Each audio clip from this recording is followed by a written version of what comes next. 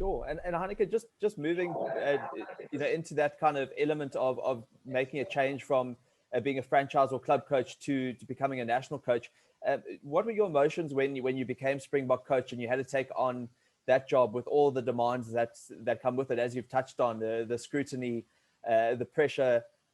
How did you manage all of that and manage to also stay true to yourself as that 4-year tenure went on? Yeah, no, I haven't said this publicly, so it's unbelievable honor. But I almost wanted to take the team. I was on the short list when Jake got a job, and Jake came in later. And I'm not saying he was the best candidate. He wasn't on the short list. So I could have taken that team.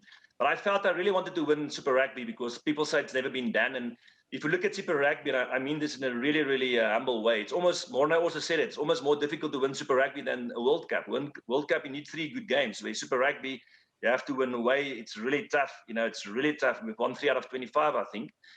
So I really wanted to take the team after Jake because Victor and Fourie and all my leaders and all the best guys were at their best. And then Peter got a job, and then I was almost like in between. The youngsters was there, Pollard and all of them. And then after that, Alistair got a job, and Rassie went on to win the World Cup. So I was almost between the 2 teams that I wanted. But again, it was an unbelievable honor. And I had a long discussion with my family and said, you must understand it's going to be tough because I was assistant with Nick and he got a lot of bad publicity at the end. Now he's a superstar again, but at the end, a lot of bad publicity. But what I didn't realize when I took the job is the strength of social media. I mean, I don't have any social media. I don't even know how it works. But so I went through with Nick and it was mostly the papers and his family took it heavily. So I said to my family, it's going to really be tough.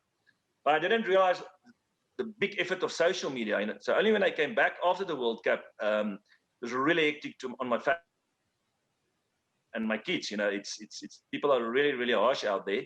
But by saying that, it was an unbelievable honor, and I'll do it again. And it was obviously not winning the World Cup is tough, and only a winner is almost good enough for South Africa. And I said at one stage, I let my country down, and Steve Hansen helped me a lot. So listen, you didn't. That was probably the final between us. New Zealand and South Africa. And I mean, you guys were so close, could have gone either way. And then I realized, listen, I gave everything. And the way they fought back was unbelievable for me.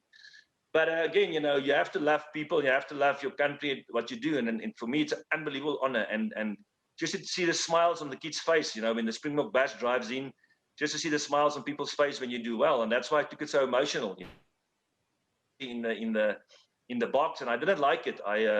It happened by chance against Australia, where I sat and I always move the table where the camera is not, and I didn't see the camera right in the corner. It's usually in front of you, and I always sit on the other side. I went crazy, and the next day it was in the papers. My family phoned me and said, "Listen, you're crazy on the front page," and I was really embarrassed. But I'm so emotional about the Springboks and people, and I believe the coach shouldn't be in the limelight. You should be number 31. You should be on the back.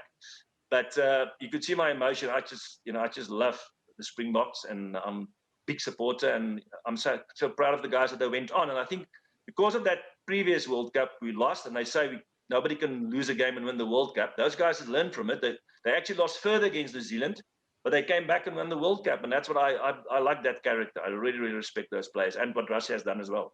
Sure.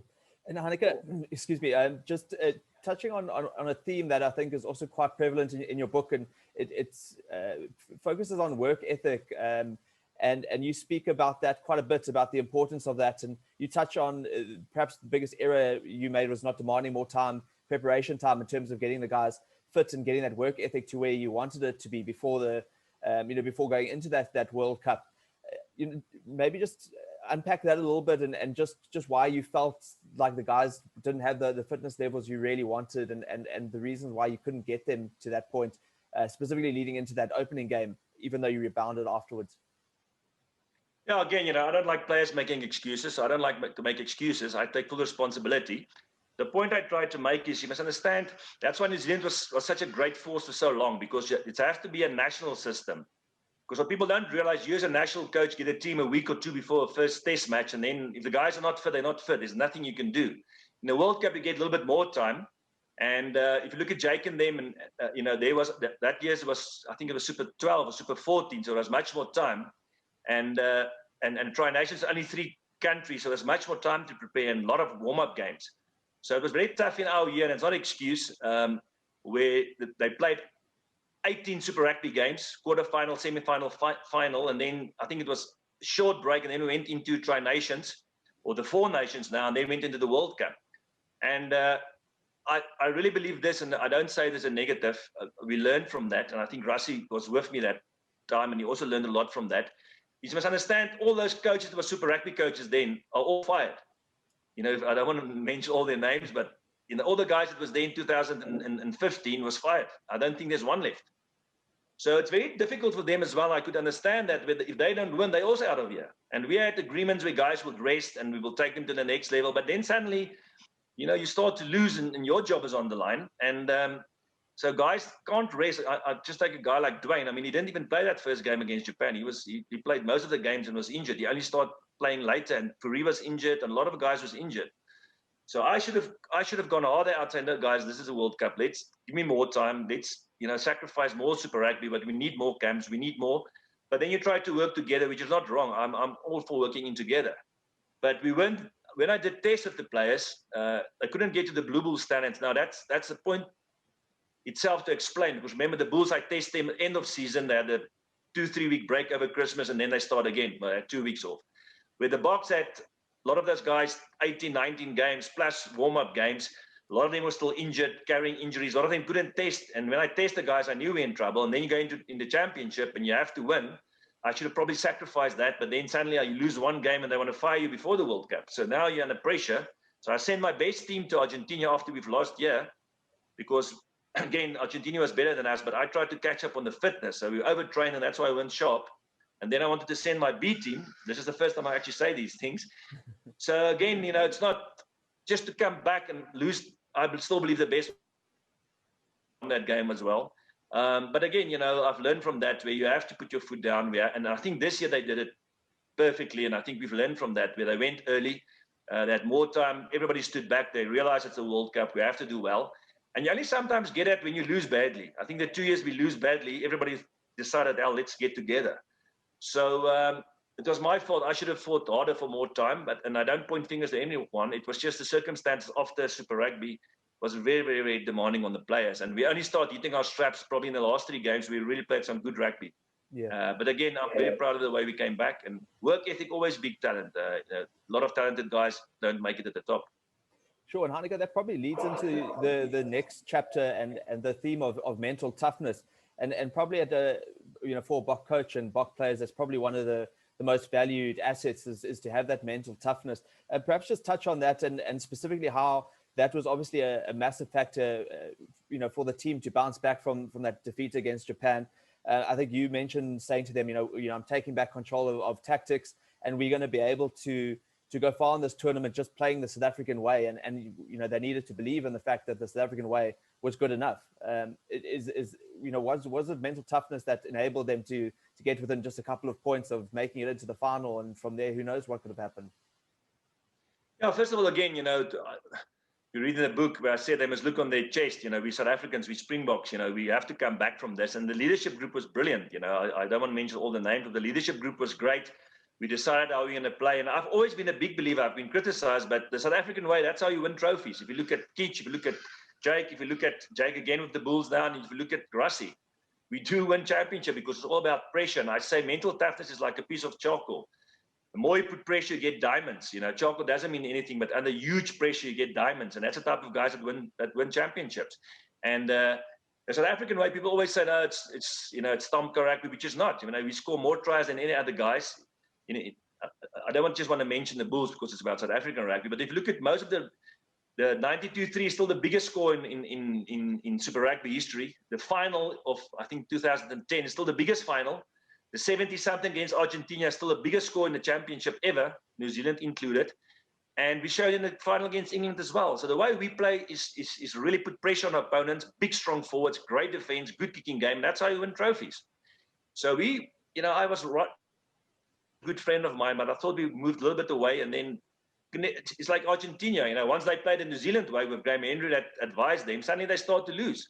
When they went back to their strength, great scrum, great line-out, set piece, good defense, great kicking game. I was fortunate to coach Sanchez, and they beat the All Blacks. So every country's got a DNA, and we we must never compromise and never feel bad, because the way we play, I mean, everybody's mauling now. They all complained about the maul. Now everybody in the whole world, even the Brumbies, is mauling.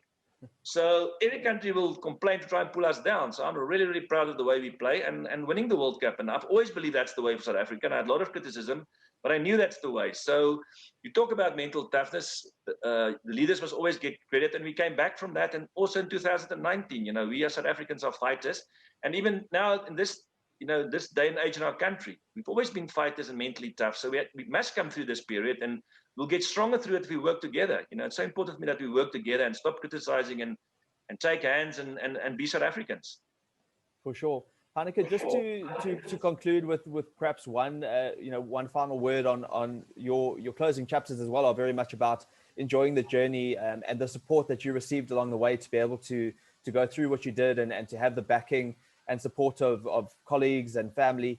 Perhaps just a final word on those things, perhaps the highlights as you look back at your coaching journey. Who are the people that stand out and the moments that stand out, which kind of relates to enjoying the journey and the support you had?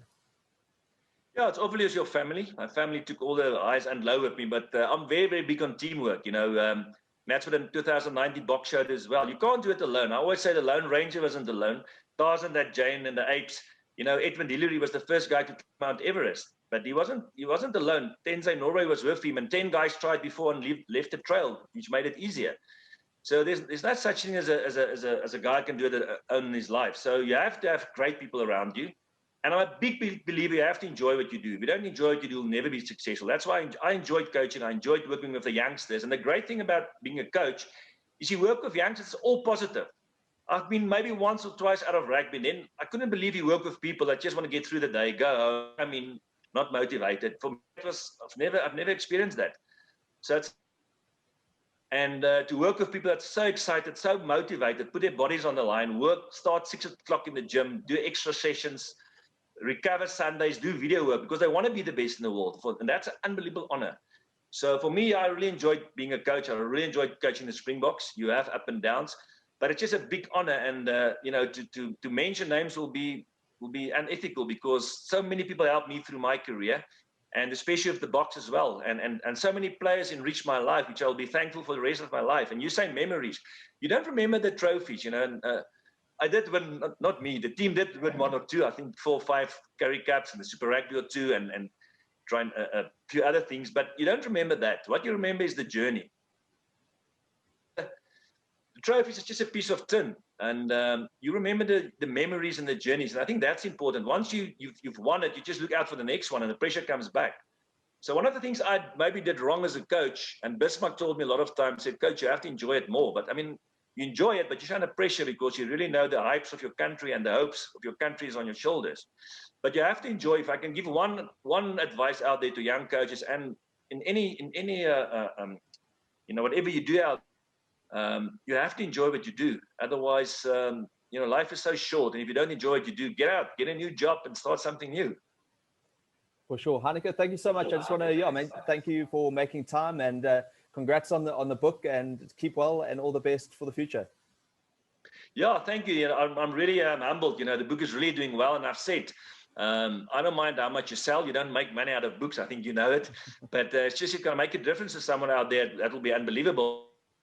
I was a nobody from nowhere. I'm still a nobody, but if I can achieve my dreams, and I said something about the bumblebee. Aerodynamically, the scientists say he can't fly. His body is too big and his wings is too small. And I read the other day he can fly at heights like Mount Everest, where normal human beings can't get oxygen. And I always say to my team, if the bumblebee can fly because he doesn't listen, then you can do it. So I believe nothing is impossible. It's just a word. And I really want to say to the people, go out there, believing in South Africa, believing in what you do.